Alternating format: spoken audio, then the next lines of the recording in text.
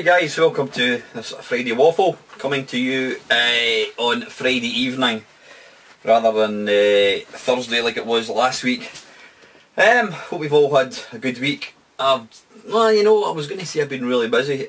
Work's not been too bad because that project that I've been working on for about 2 months, it's finished at the moment. No doubt there'll be more work that will kind of come in the back of it, but that's finished. I finished that last Friday. And my buddy is back from holiday, so it means I'm now just back to doing my own job rather than the work of 2 people plus this project, so it's a wee bit quieter, which is good. Weather-wise, it was actually really nice this morning, and then in the afternoon it started to rain, and it's still absolutely bucking it down with rain. Typical Scottish weather. It looks like our summer was that 2 weeks we had back in May, June I think it was, when it was quite nice. So, I can't not mention the terrible thing that happened in Nice in France last night. Just shocking.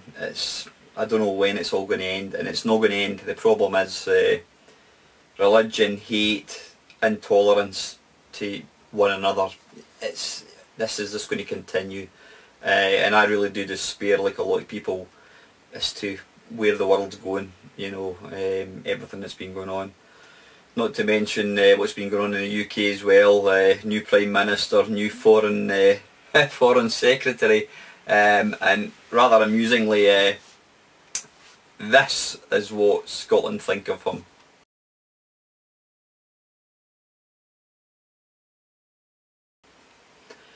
Aye, only in Scotland. But I can't, as I said, I don't really do politics, so I can't really comment too much, but you know, I was talking to my wife about it last night and she says that the guy is very clever, and he may well be. I mean, you don't get to be a politician and be thick, well, mostly you don't, but he just, some of the things that he's come out with, and his behaviour, he's insulted a lot of people, Barack Obama, you know, various other people, so I don't know, but I'm not going to go down the political route. That's the politics for this video finished. Aye, but as I was saying, yeah, in France last night, just awful. You know, my sympathies go out to. I mean, last night they said it was 70 people have been killed. Just absolutely awful. It just shows you, if it comes to anything, it shows you that terrorism lives in our own backyard. You know, none of us are immune from it.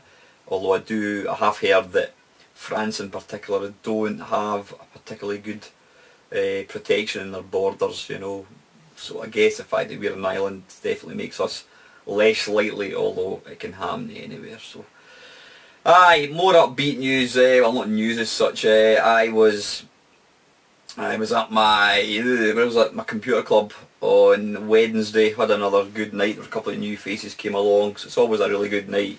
I took along my 3DO. Plenty of other machines there. I think there was an NES, there was an Amiga, there was a laptop running an Amiga emulator, there was a PlayStation, there was a couple of, I took my Piecade thing along. You've probably seen the video that I made last night.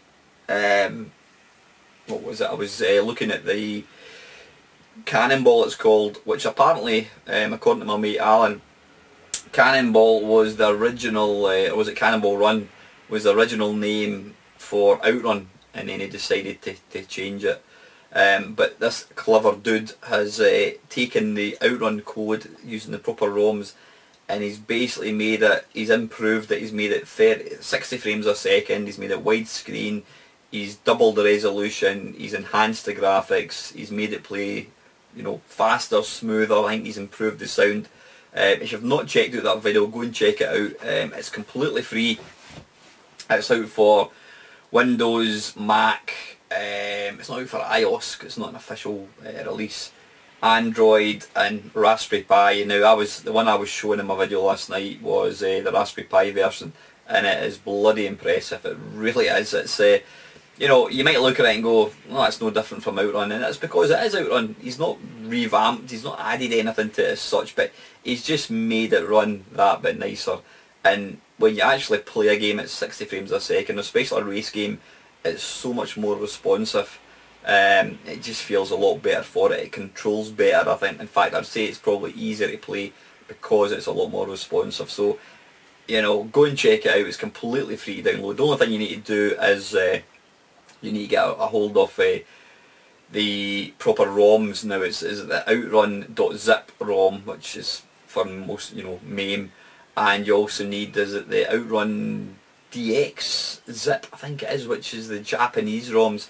You don't need the Japanese ones to play the normal game, but if you want to play this Japanese courses, then you need, I think there's 5 or 6 extra ROMs you need to put in. So all you basically do is get the ROMs, and you don't zip them up at all. You put the ROMs themselves straight into the ROMs folder in your Cannonball folder, and away you go. But go and check it out. If you like Outrun, you'll absolutely love this. What surprised me is it actually came out. It's been available for 3 years now. I wasn't aware of it, it says, until my mate Alan mentioned it to me. But it's really excellent. If you like Outrun, go and check it out. So anything else? Right, I've got a wee list of things here. Right, crowdfunding issues. Now, as we all know, if you follow the crowdfunding scene, there was quite an infamous one. It was a remake of, or a proposed remake I should say, of the ColecoVision, which I've got sitting over there. Well, I've got the proper one, not the remake, called the Coleco Chameleon, and it looked super nice. There was pictures of it, you know, going around the internet.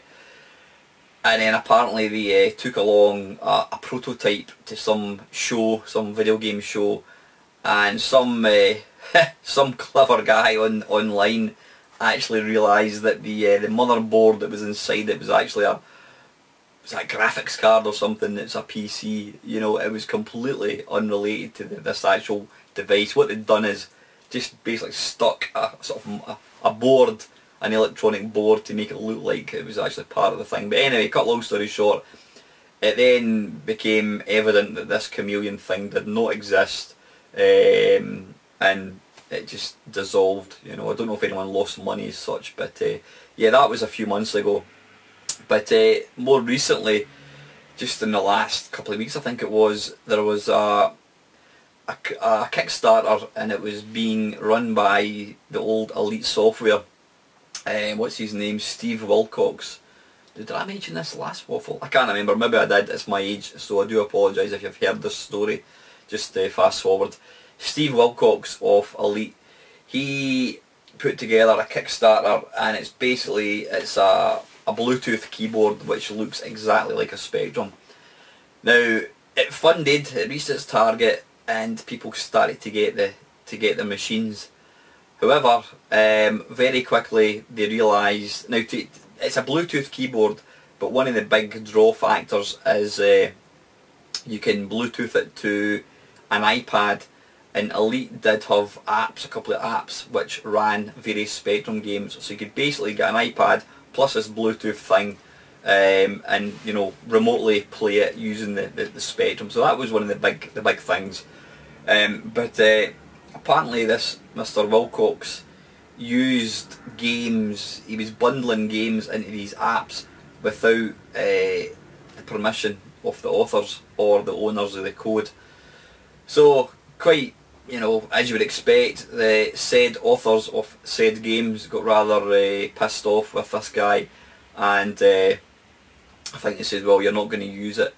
Now what's now happened, the apps which were available are no longer available, but more sinisterly, is that a word? Sinisterly? More sinisterly, there's still quite a few people who have paid the money for this redesigned Spectrum, as you like to call it, and they still haven't had anything. Now there was a special edition, it was like it's a Spectrum, but it was like Manic Miner edition, and I think Matthew Smith was going to sign it, and it had kind of like one of the levels, you know, embossed across the top of it, and that was, I think it was an extra 80 quid, something like that, or an extra 30 quid, whatever it was, and that has been shelved. And so there are quite a few people who have paid money to Elite Systems and they have got bugger all back. Apparently this Steve Wilcox can't be contacted the apps have gone for the App Store now rather badly, not badly, rather sadly. Amazon are apparently still advertising this reconditioned or redesigned Spectrum for sale. And if you look at the comments, people are saying don't buy it, you can't use it because the apps are not available. So it's basically you're buying a very, very expensive Spectrum lookalike which doesn't actually do anything. Yep, you might be able to use it as a Bluetooth keyboard, but no one in their right mind would use a Spectrum as their main keyboard. The whole point of it is you can play games on, you know, the apps and control it using the proper Spectrum keyboard. So without the apps available, it's a complete waste of time. So Amazon are still selling it, and apparently as well, now they came out with some excuse. Apparently they've said that Elite themselves only got a fixed number of units and demand exceeded supply. Now they shouldn't be taking money if they can't supply.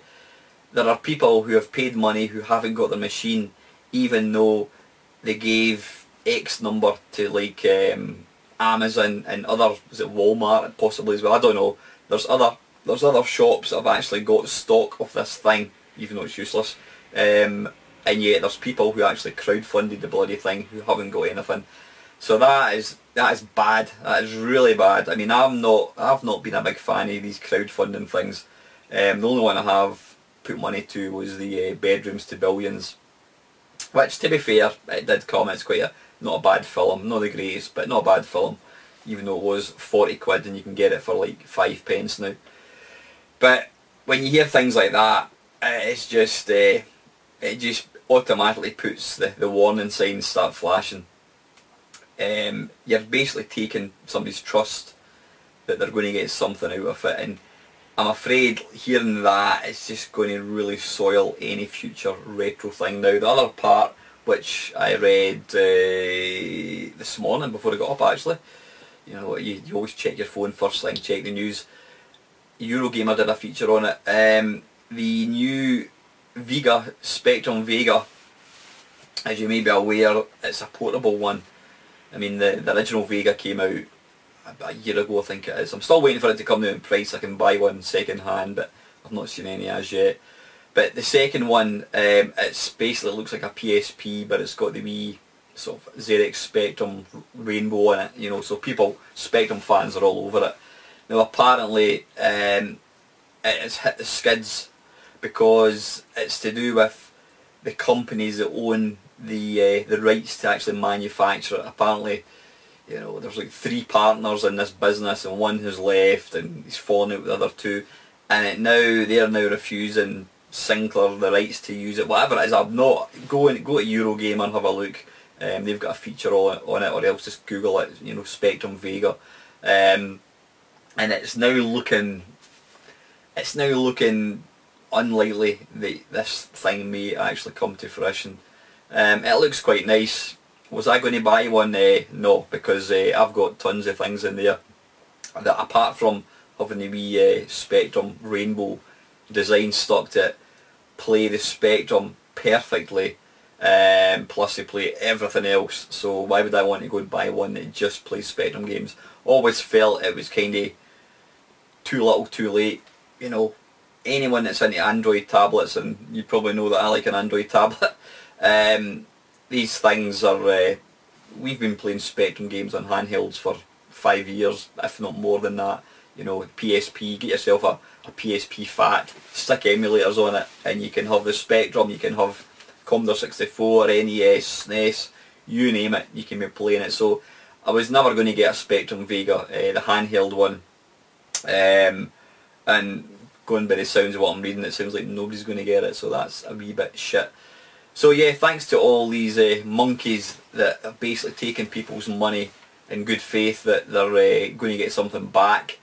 I think we could perhaps see the end of Kickstarters as we know it, because people are just simply not going to invest money. I know I won't, unless it's somebody that I don't know personally, somebody that's done it before. I mean, Chris Wilkins does all these amazing books you know, I would never have a problem funding something like that. Somebody that I've bought from in the past, where he's actually got a guaranteed output, then I think you're absolutely safe. But these things that seem to be too good to be true, it's probably for that very reason. So I do hope that the Vega thing does eventually get funded and nobody loses any money.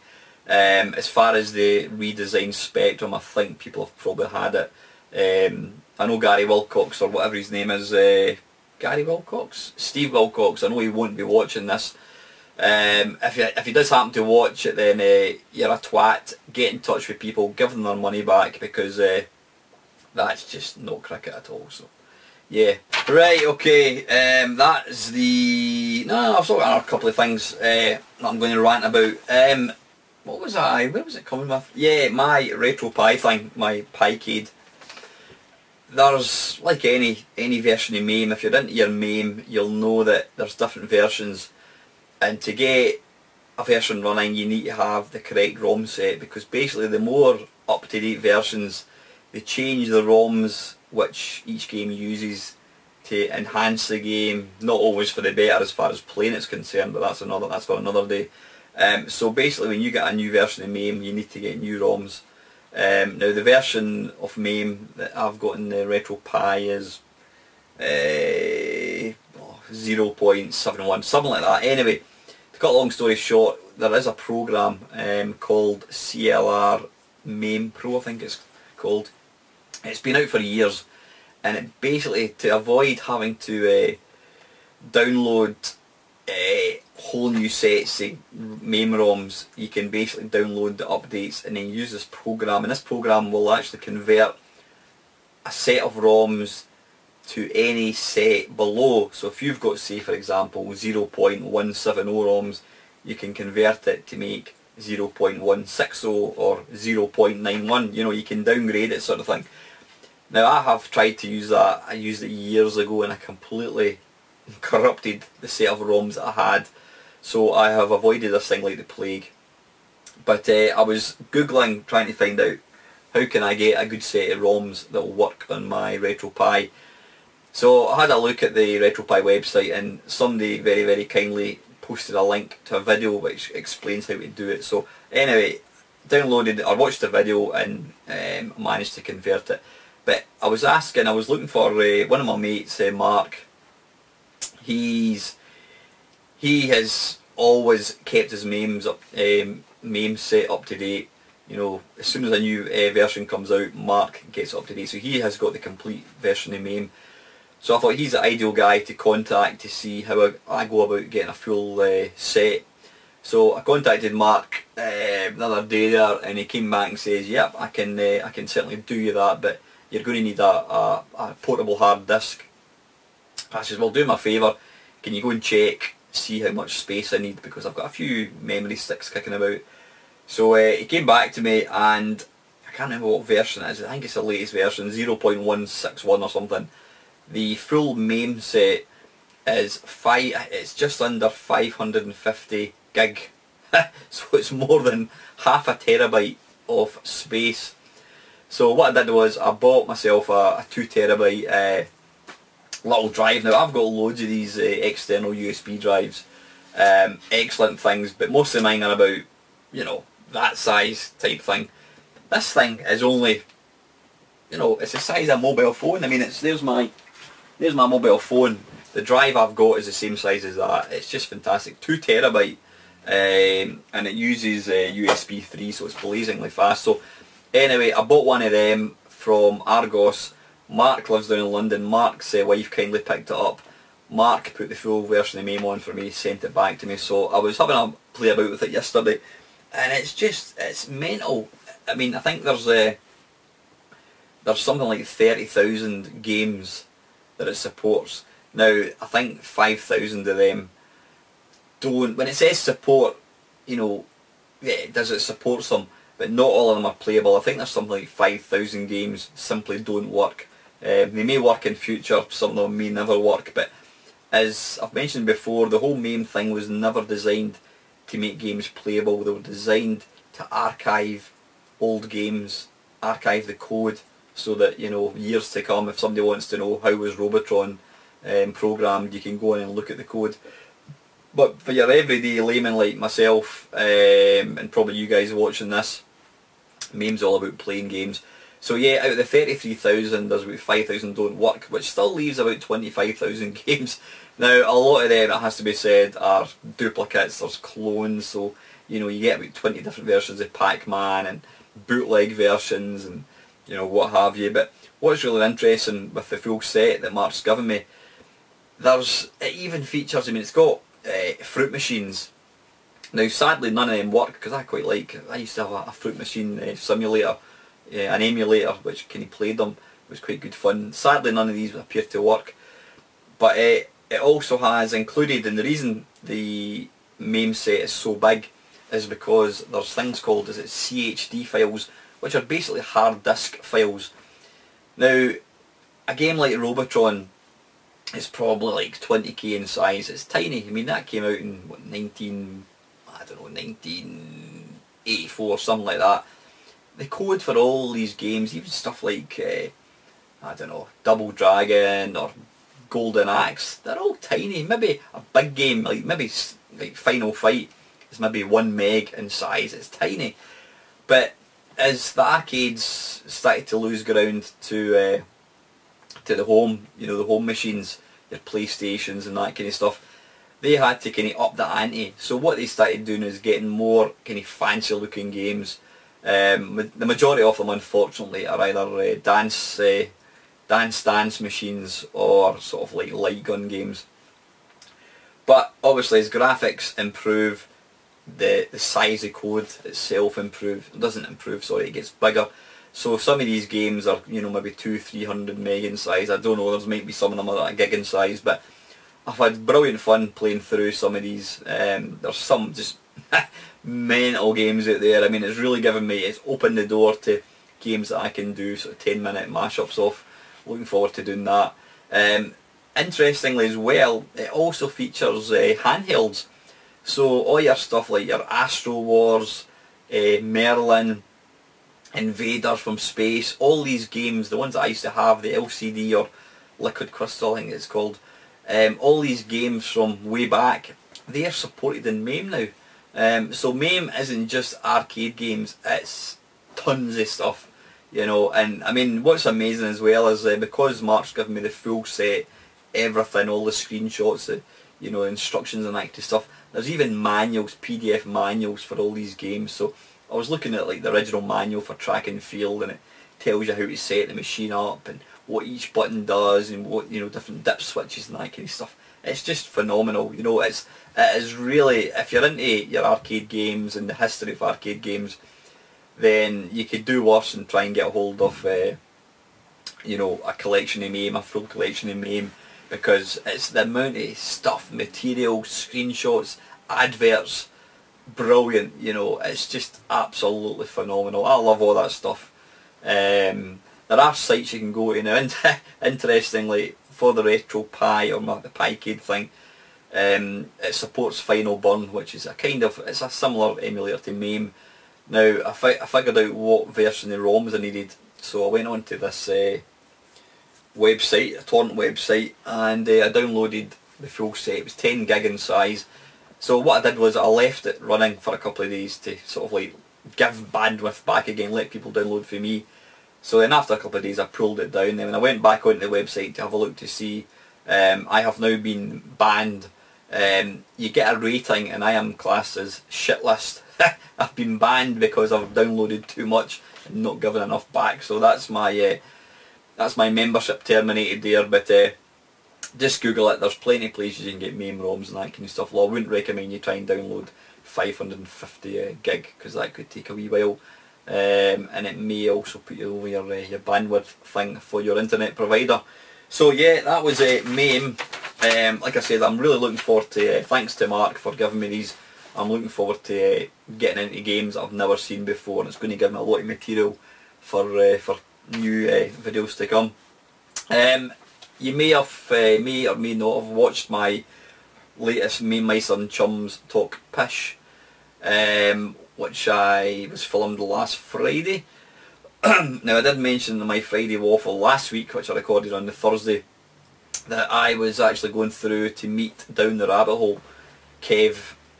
He's got his own channel on YouTube. I've mentioned his channel quite a few times.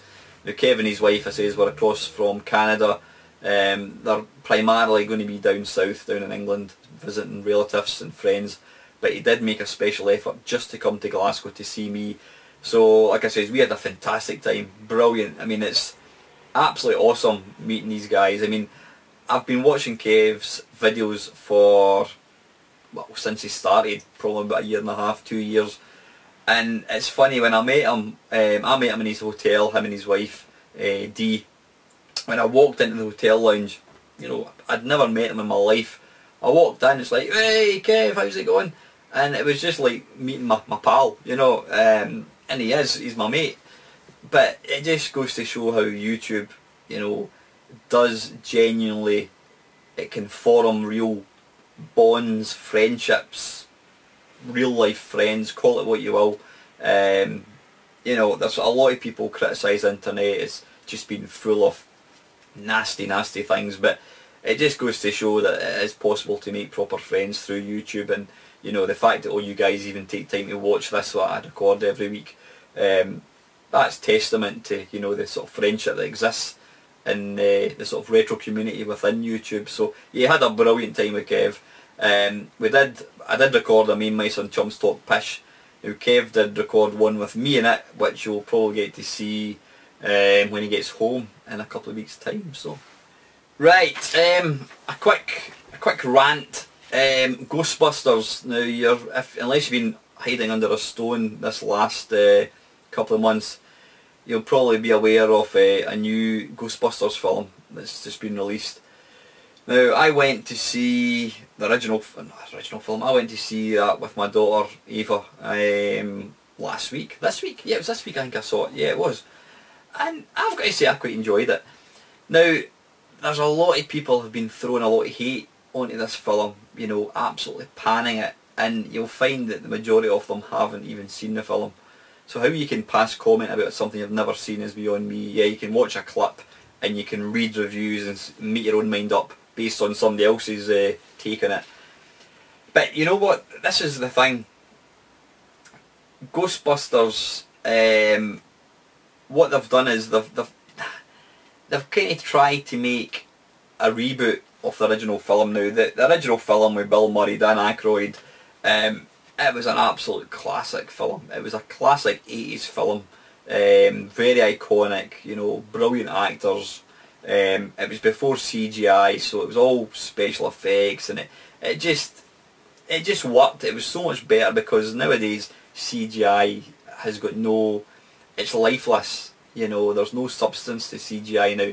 Even adverts for toilet roll has CGI, you know what I mean? So you never come away from a film now saying, oh, that was amazing special effects, because it's all computerised. But yeah, the original was fantastic. Now, this version of Ghostbusters, I'm not going to tell you anything about the film because A, don't want to spoil it, and B, I have got the worst memory ever for films. So I can watch a film 1 week and then somebody can be talking about it a couple of weeks later and I'll be like, alright, I don't remember that part. I've really got a bad memory for films, which is good because it means that I can watch a film that I've seen and watch it like I've never seen it, if that makes any sense.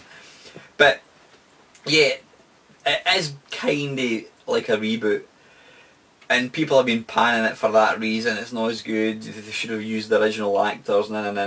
But here's the thing, guys, this is my opinion obviously, and you know, my opinion only. Successful films, I mean, Star Wars, the new Star Wars, the one that came out earlier on this year, or was it last year, I can't remember. It's basically a rework of the original Star Wars. They've flung the original characters back in, you know, there's a lot of things going on which is quite similar. Now, these movie companies are not stupid. They look at classic films and they think, well, that worked, people loved that, why was it successful?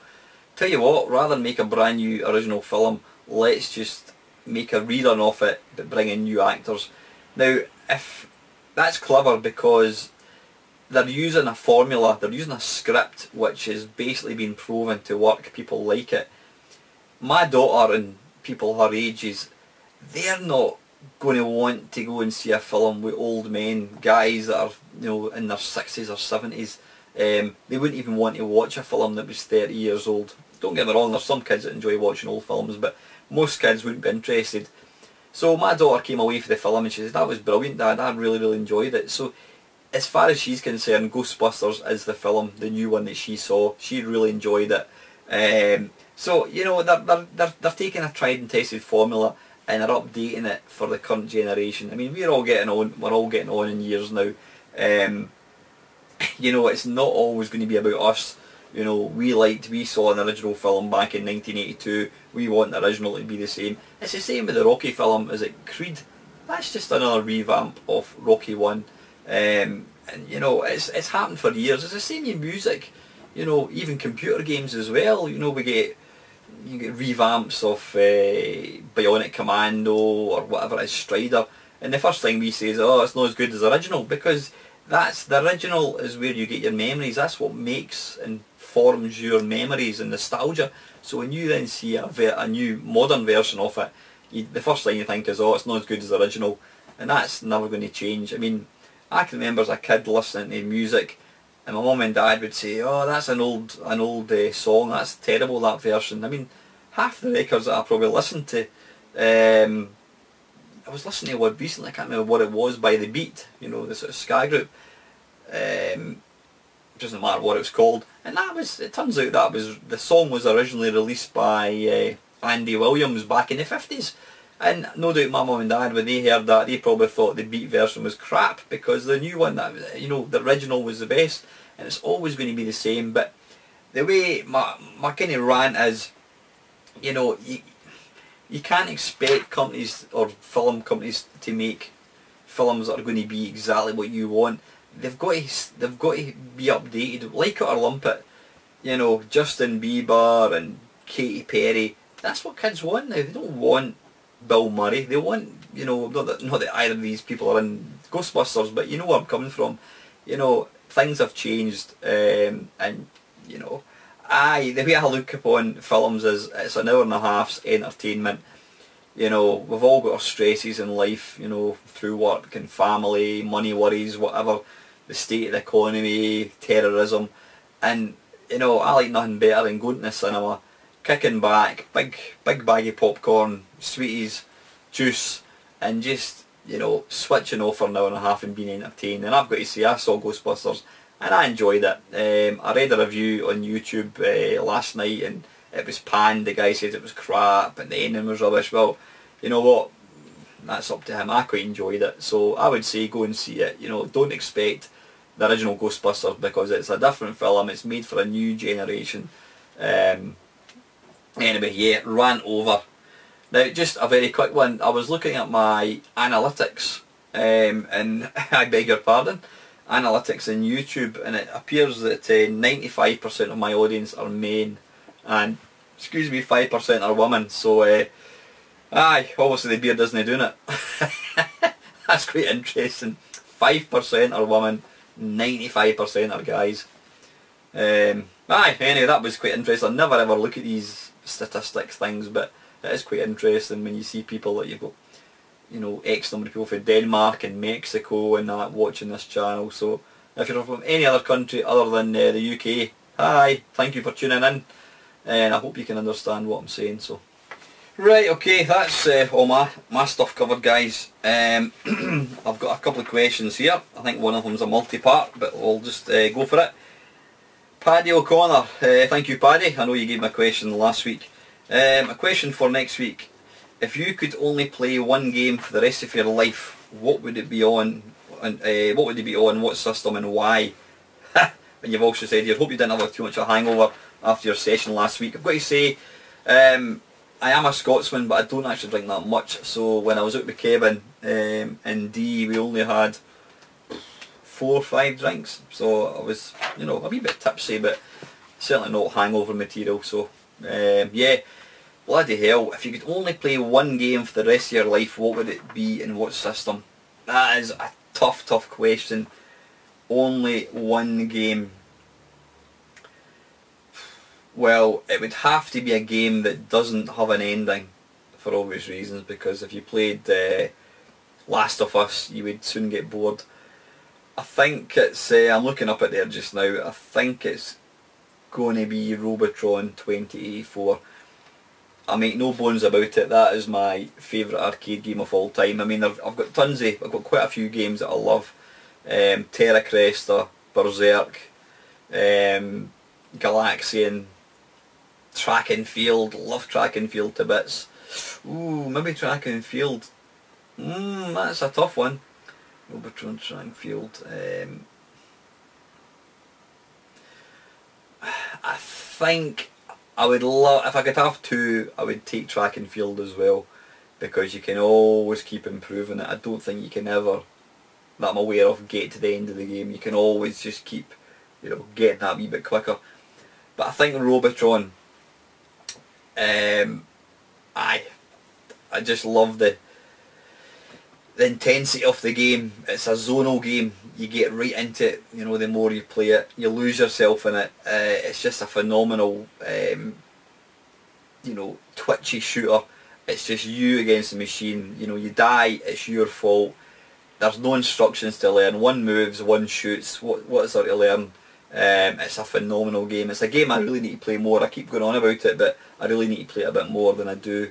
But yeah, it would be Robotron 2084, and it was published by Williams and programmed by the mighty Eugene Jarvis. Now, just before, to follow on, that's actually quite a good lead in.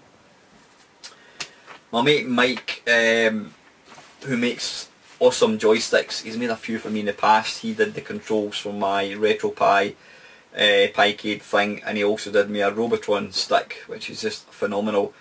I was playing Defender at the Play Glasgow event 3-4 weeks ago, and I had a shot at Defender, and it's an absolutely phenomenal game. But as Steve Benway said, it absolutely kicks your arse. It just picks you up and it shakes you about and it throws you down the ground, it stamps on you, and then it basically pisses on you because it hates you that much. It's a rock hard game, and somebody who can play it's obviously awesome. But I have seen pictures of Mike's Defender sticks, so I contacted him and I said, look Mike, what's the chance of knocking together a Defender stick? So he's come up with the business. Now I've got to say I've not used it yet. This is the bad boy here. I am going to actually, I'm going to do a Mamemeister look at later on, maybe over the weekend. But it's just absolutely phenomenal. I mean, it's glorious looking. How sexy is that? It's got, you know, Defender, it's only got up and down, so there's no sideways movement. Now the key part for this controller is when you're playing that, you've got your thumb for reverse. You press that button and that basically changes the direction you're using in. So you can hear these, just awesome. Fire, thrust, smart bomb. I don't know, invisibility cloak, I wasn't aware of that one. Smart bomb. Ah, of course it is. That's the one that makes you disappear. Ah, it's like hyperspace. Yeah, that's the one.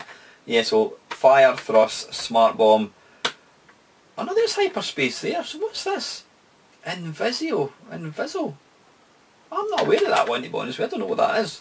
Aye, I know these ones and that one in reverse and up down. Menu, start, player one, insert coin, pause. Absolutely gorgeous looking. What I'm going to do is I'll be putting a link. I'll not do it in this video, but I'll be making a video of this next week, and I'll be putting a link to Mike's Facebook. He's an absolutely amazing guy. He's such a nice bloke. Never even met him, but I feel I've got to know him pretty well because Mike was making one of these Piecade things as well, so we're talking non-stop, swapping tips and that kind of stuff. And Mike also gave me the wee kind of bit artwork for the bottom of the retro Piecade thing. So to get back on track, Robotron 2084, that would be the game that I would take to my desert island if it was the only game I could ever get to play again. So thanks for your question, Paddy, I appreciate that, buddy. And lastly, Retro Hawk. He's always very reliable. I don't know where that down the rabbit hole's got to this week. Just can't get the staff. Retro Hawk is asking something for this week's show. This week's show. I've never heard it called a show before. Show is where you get entertained, so I wouldn't call it a show. You have a big collection, but what's out there that you still want to get? Bloody hell. I have spoke about that in the past. I have kind of pretty much got most stuff that I want, but every now and again I'll maybe hear about something or I'll see something.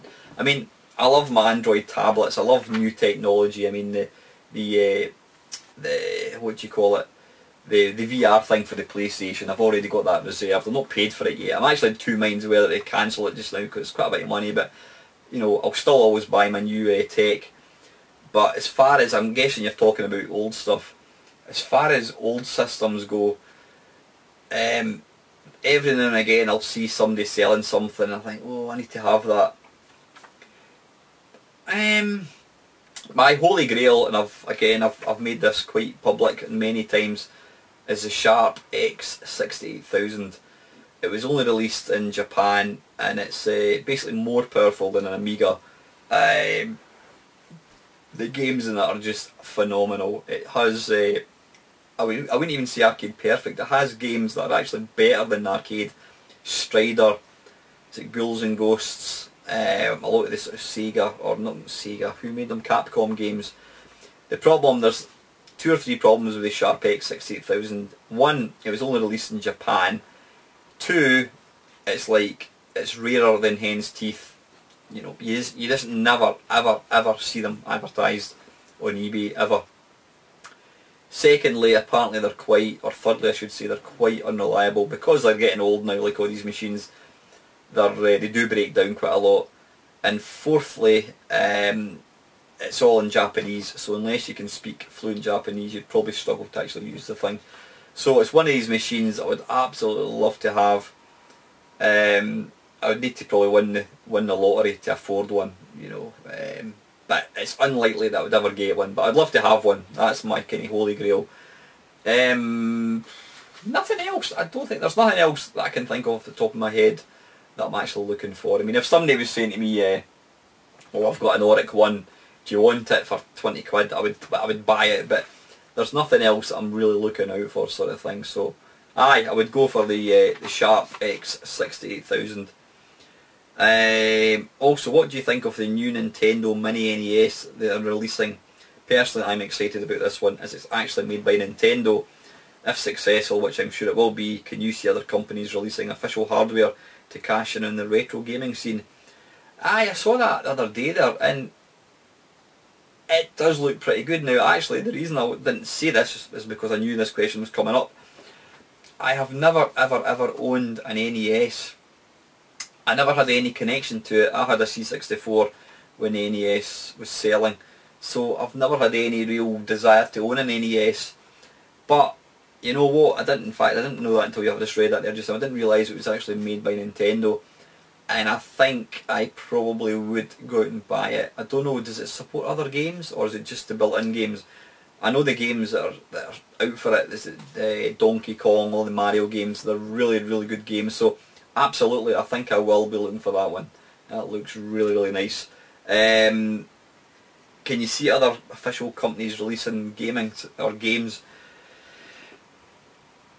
Other companies, I mean, when we're talking about other companies that make video games, I mean, you know, there have been a lot of these Sega things, these like all-in-one joystick type things, but they've never been released by official hardware manufacturers.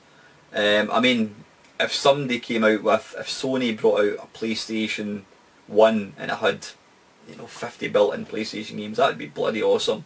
I mean, as far as the older systems are concerned, yeah, there's nothing to stop Sega bringing out one of these things with, you know, the 100 Mega Drive games, or there's nothing to stop the, I mean, the fact that Nintendo are bringing out this NES thing, you know, they may well bring out a SNES one as well. That would be pretty awesome as well, but I've got an Everdrive cartridge, so yeah, I think it could, depending on how successful this is.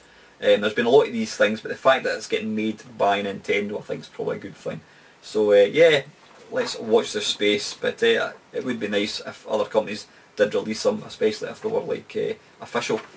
Right, okay, listen, thank you for the question, that's awesome. I always appreciate the questions because, like I said, I do kind of dry up when I'm doing the waffle. I know you probably find it hard to believe that I can find nothing to talk about. Every time I say that I end up running for an hour. I mean, I think this is quite a big waffle, but you can pause it whenever. If anyone's still here, thank you very much. What's interesting, when you look at these stats, you realise that the average person watches maybe the first 2 minutes of a video and then they get bored. So if you're still hanging, if you're still here at the very end, then thank you very much. Right, lastly, shout out time. I'm going to give a wee shout out to this chap. He hails from America. Now I think his first name is Jeremy. His username, or his YouTube username, is Jeremy3EB, as in Eric Bertie. Jeremy3EB. I've been watching his channel for a few weeks now. I found it because I was on Dead Thumb Gamer's channel, and he did a kind of video response to my video when I was saying our shout outs dying a death, and Jeremy commented on Red Dead's, sorry, I'm thinking Red Dead Redemption. Sorry, Jeremy commented on Deadeye's Gaming, whatever it's called, I can't even remember his name now. And he was basically sort of saying, what a load of rubbish, Mamemeister's talking, you know, people, I give shout outs all the time. But I just sort of said how, well, obviously it depends on who you're watching, sort of thing. But anyway, I've been watching Jeremy's channel. Excellent, really, really good. He's, well, like myself, you know, and guys watching this, he covers, you know, various topics. He does shout outs, he does questions, he does vlogs, he does gameplays, reviews, what have you. Really good channel. Typical American he's got, and I do hope you're American, not Canadian, because I might be insulting you, so apologies now if I've got that wrong. But you know, these guys always have a really nice nice voice, very, very broadcasting quality, unlike myself, who probably some people watch and think I haven't a clue what that guy's actually saying. Really good channel. Go and check it out. I'll put a wee link to his channel below. If you like it, give him the thumbs up and please subscribe, give him a bit of support. So I've been watching it for a few weeks, and you know, excellent stuff. So that is it. I have been going on talking pish for quite enough. Coming up, there's going to be more of the usual. I'm hopefully doing a collaboration with a certain famous YouTuber next Tuesday, I think it is. So that's coming up. As usual, guys, thank you very much for watching. Thanks to the continual support. Thank you to my new subscribers. Thanks to the existing subscribers for all the support you give me. Please feel free to like, comment and subscribe. And lastly, thank you very much for watching.